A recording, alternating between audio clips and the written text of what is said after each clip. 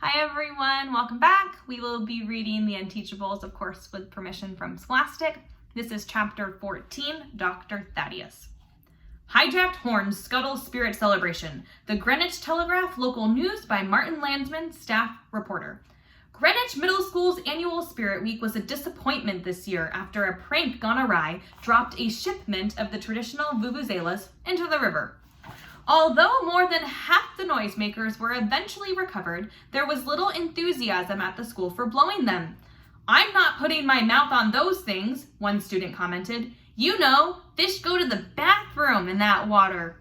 District officials are not revealing the names of the perpetrators of the prank, saying only that they have been appropriately reprimanded and that their teacher is a veteran educator.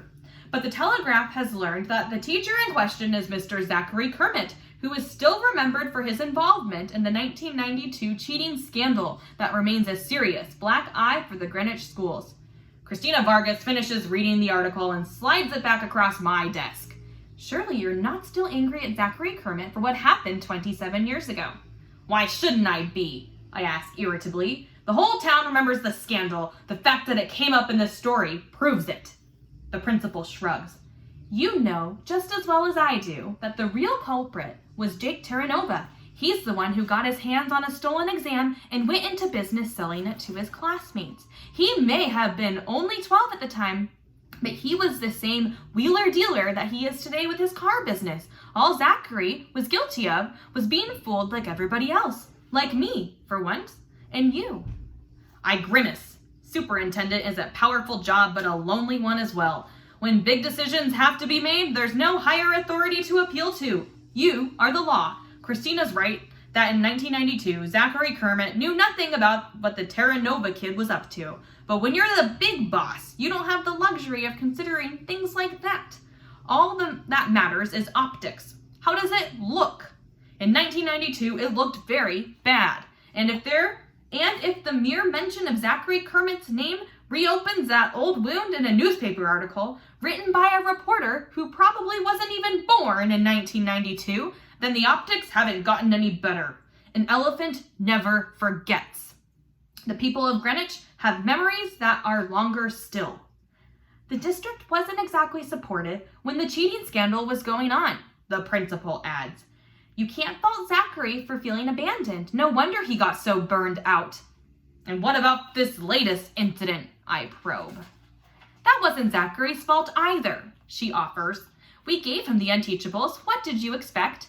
"I expect him to control 7 kids. Is that so unreasonable? I know he wasn't going to turn them into future presidents or even solid citizens, but to keep them from grand theft vuvuzela, is that too much to ask?" I have her there. Not even the most sympathetic principal can condone the kind of stealing, disruption, and destruction of property that transpired on Monday.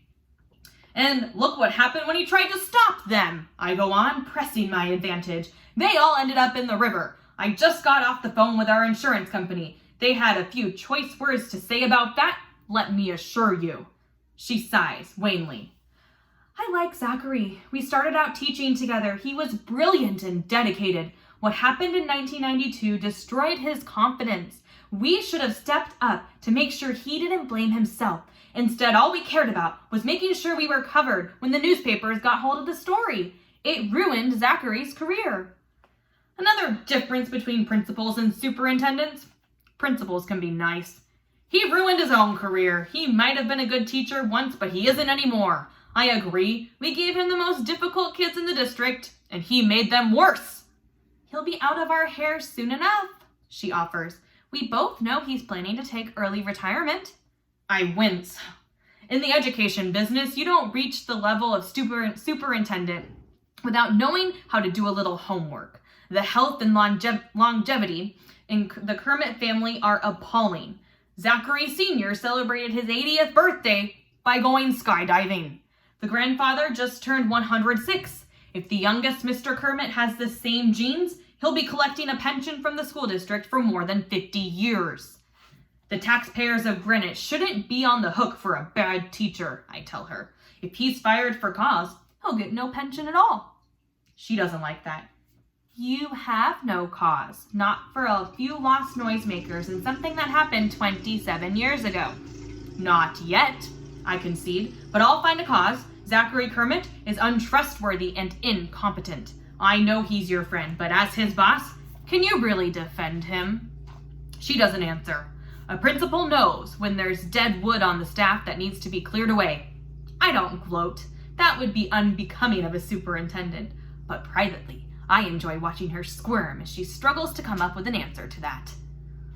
I wonder, she muses finally, when Zachary fell in the river, no defense of a teacher should include a sentence that ends with fell in a river. I cut her off. The students didn't fall, she persists. They jumped in because they thought they had to rescue Zachary. Remember, the kids we're talking about. Some of the most difficult and antisocial we've ever seen. But they're loyal to him. Why? 12 hours later, as I lie in bed, trying to sleep, that why is still reverberating inside my skull. Oh, and Moose has joined us again. Here he goes. Okay. Take care, you guys. See you for the next chapter.